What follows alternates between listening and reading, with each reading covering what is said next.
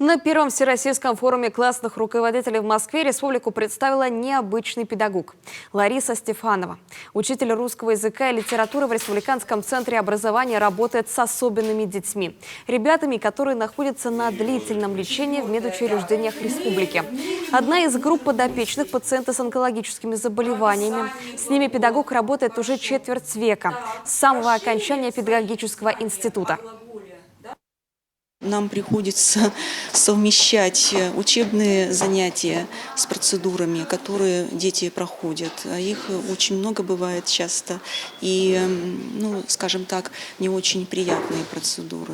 Поэтому свою работу мы выстраиваем в соответствии с принципами лечебной педагогики и рекомендациями лечащего врача. В первую очередь, конечно, нужно поддержать ребенка в этот трудный жизненный период, вселить в него веру, что он все сможет, все у него получится. Программа обучения для больных деток ничем не отличается от программы в обычных школах.